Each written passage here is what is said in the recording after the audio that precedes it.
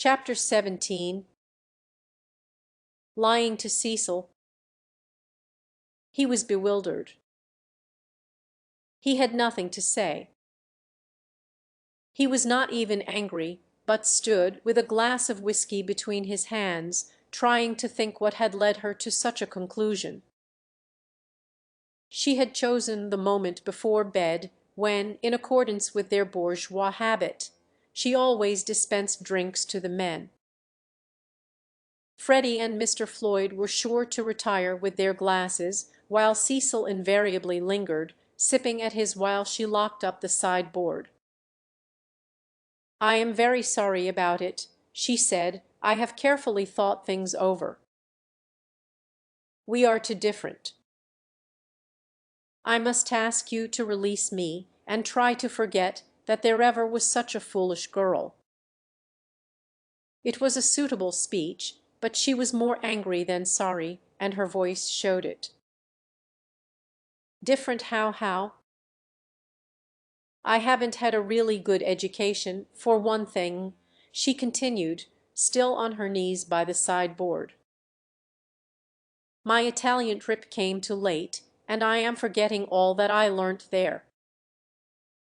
I shall never be able to talk to your friends or behave as a wife of yours should. I don't understand you. You aren't like yourself. You're tired, Lucy." "Tired," she retorted, kindling at once. "That is exactly like you. You always think women and don't mean what they say. Well, you sound tired, as if something has worried you."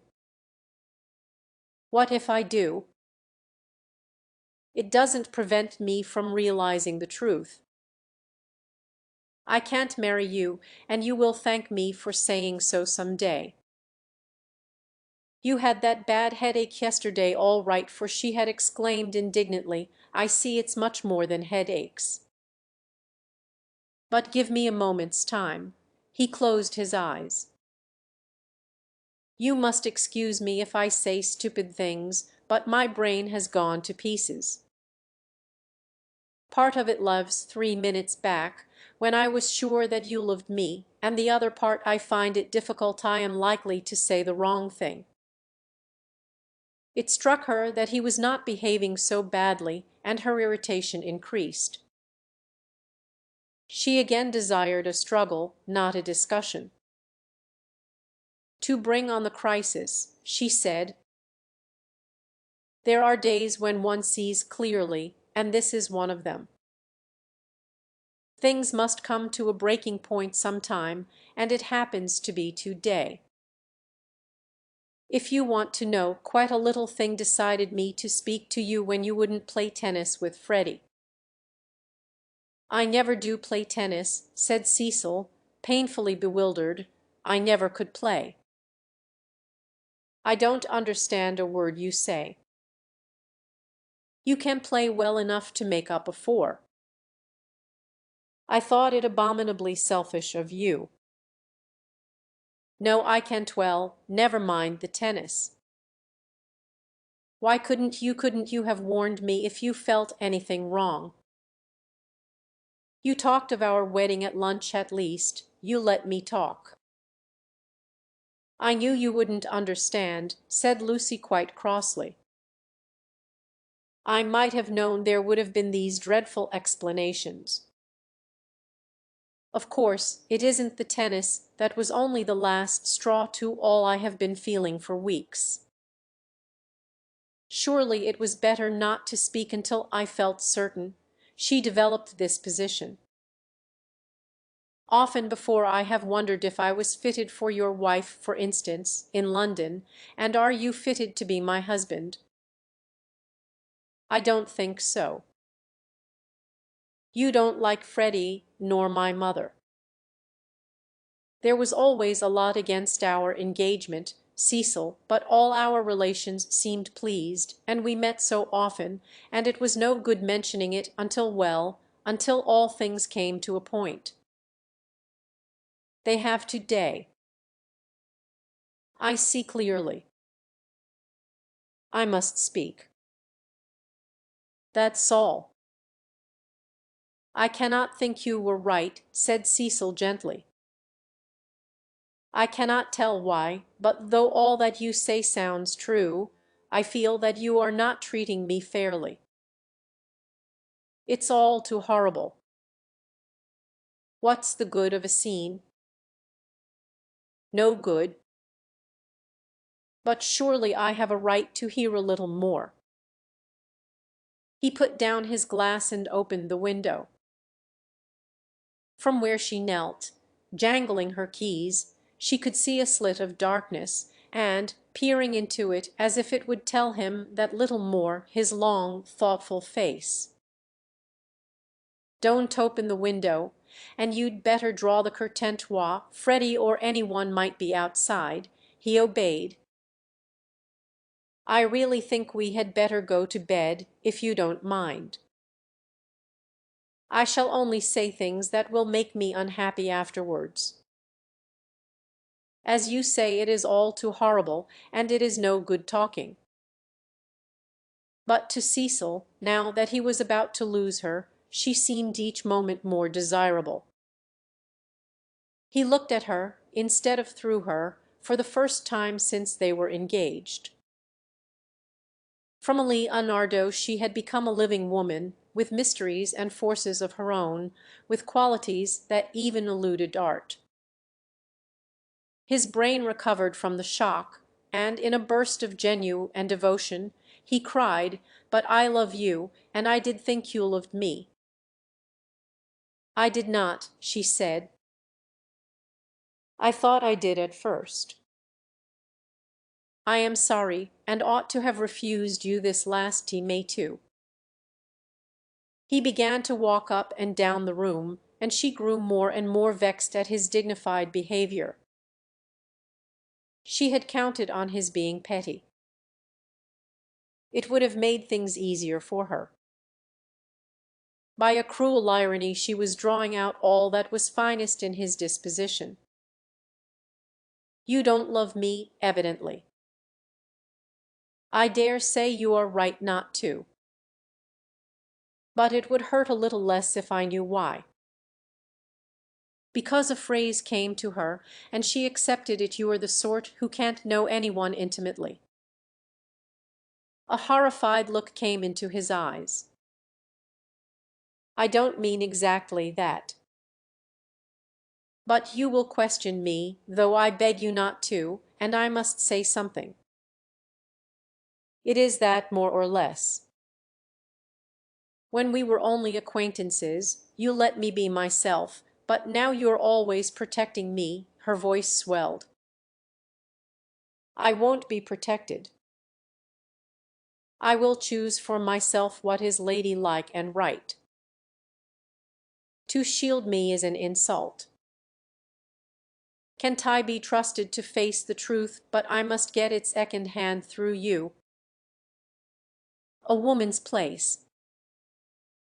You despise my mother, I know you do, because she's conventional and bothers over puddings, but, oh goodness," she rose to her feet, "conventional, Cecil, you're that, for you may understand beautiful things, but you don't know how to use them, and you wrap yourself up in art and books and music, and would try to wrap up me. I won't be stifled, not by the most glorious music, for people are more glorious, and you hide them from me. That's why I break off my engagement. You were all right as long as you kept to things, but when you came to people she stopped." There was a pause. Then Cecil said with great emotion, "It is true." "True on the whole," she corrected, full of some vague shame. "True, every word." "It is a revelation." "It is I.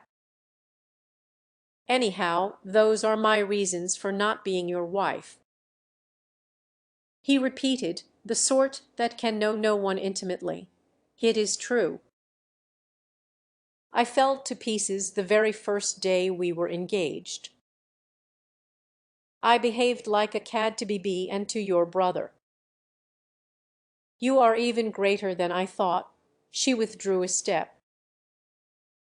I'm not going to worry you. You are far too good to me.